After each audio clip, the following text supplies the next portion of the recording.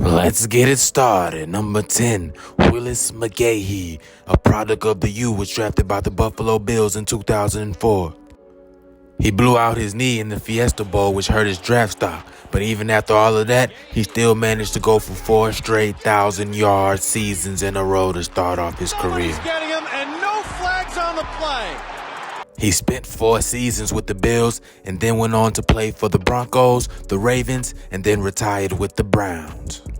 He finished his career with 9,813 yards and 70 touchdowns. Whoa. And although he wasn't as dynamic in the NFL as he was in college, McGahee was still a beast.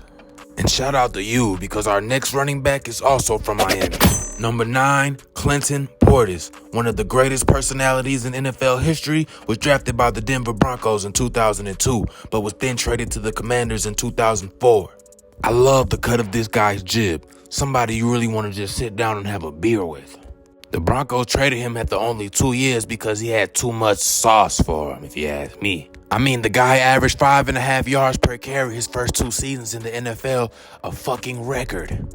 His play was just as big as his personality. He finished his career with 11,941 total yards and 80 touchdowns. He had 3 1,500-yard plus rushing seasons, and he was one of the only bastards that could say that. To be honest, you should be ashamed of yourself if you forgot about this guy. But this next guy, I guarantee you forgot about him, so I'll give you a pass. Number 8, Ahman Green, a guy that was way more low-key than Clinton Portis, but just as productive. Green, look at Green, all by himself.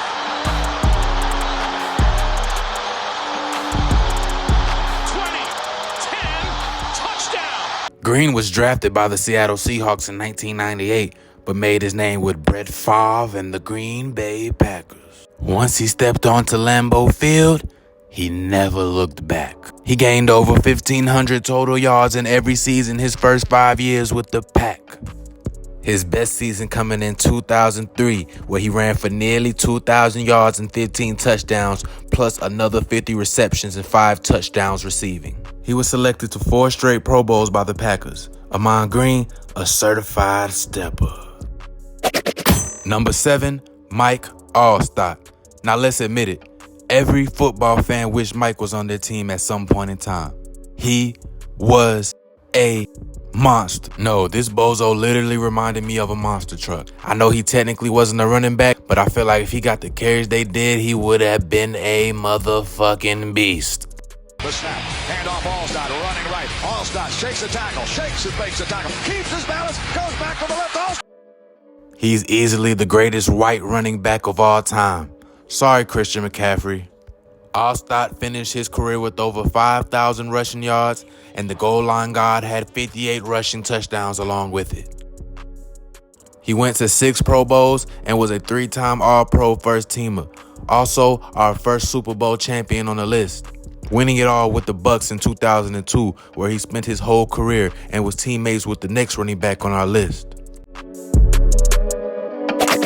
Number 6, Warrick Dunn. The Florida State legend also was drafted 12th overall by the Bucs a year after Alstott in the 1997 draft. He played 12 seasons, 6 for the Bucs and 6 for those Dirty Birds.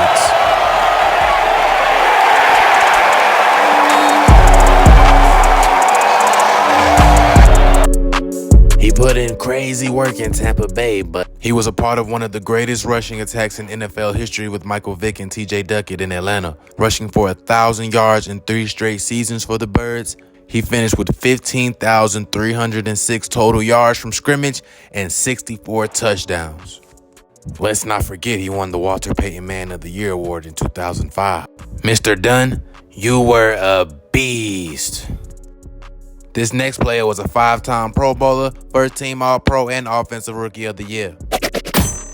Number 5, Curtis Martin, had 10 straight 1,000-yard seasons. What the fuck? He was originally drafted by the New England Patriots in the 1995 draft, but he's mostly known for his time with the Jets, Jets. I'm getting a hard on just thinking about this guy. Pause, but what a running back. Could consistently just hit the hole over and over, hit that spot over and over and over again. It's impossible. But Martin did it 10 out of the 11 seasons that he was in the NFL. How the hell did he get caught on this play? I have no clue, but he finished with over 14,000 total yards and 90 touchdowns. That is crazy. Shout out Curtis Martin, a certified stepper. Uh-oh, time for the edge. Number 4, Edgerrin James. James burst onto the league in 1999 with a 1,500-yard, 13-touchdown season. He followed that up with a 1,700-yard, 13-touchdown season, and the rest is history. He was Peyton Manning's right-hand man for 7 seasons. They both made the 2000s All-Decade team, and he finished with over 12,000 rushing yards and 80 touchdowns. He also went to the University of Miami. I think it's safe to say that the U was definitely running back U in the late 90s and early 2000s. He left the team a year before they won the Super Bowl, which is a total shame because he was there all those years with Peyton Manning fighting to get over the edge. No pun intended. Edgerrin James, you were a beast. And so is our next running back who also went to school in Florida, but not Miami. Number 3, Fred Taylor, the silent assassin and the Florida Gator legend. And yes, I'm talking about Fred Taylor, not Fred Jackson, because I definitely thought these were the same people over the years. I remember thinking to myself, like, no effing way this guy is still running like that 15 years later. But Freddie T, who you may know from the popular Pivot podcast, was a beast. He played the majority of his career with the Jacksonville Jaguars and finished with over 14,000 yards from scrimmage and 74 touchdowns. He made it to only 1 Pro Bowl, which was some total bull. But you and I know that even though Freddie T was a silent assassin, he was still a certified stepper. Number 2, Shaun Alexander. If you played Madden, then you should definitely remember this guy, the only running back on this list to make the cover. This dude had one of the greatest rushing seasons of all time.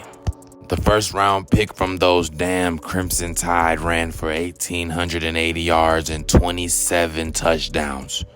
Let me say that again. 27 touchdowns, which at the time was an NFL record, which was broken the next year by LT. He was awarded the MVP that year, and he well deserved it. He finished his career with 9,453 rushing yards and 100 tubs. Yes, 2 more than 98, 100. I've always said the best backs had the shortest careers because they're really pounding that hole. Ooh, yeah. Just like our number 1 back on the list. Number 1, Jamal Lewis. The 2000 Super Bowl champion with the Ravens was the definition of a beast. He had the power of Allstott and the speed of Clinton Borders.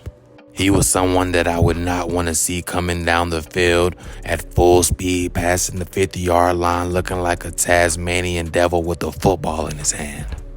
Honestly, him and Ray Lewis being on the same team just isn't fair. I would have loved to see those two go at it in practice. Oh, yeah. He is one of the only running backs in NFL history to ever pass 2,000 yards. In 2003, he ran for 2,066 yards. He finished his career with 10,607 rushing yards and 58 touchdowns and a Super Bowl ring. Jamal Lewis, I gotta say it, man. You were a certified stepper.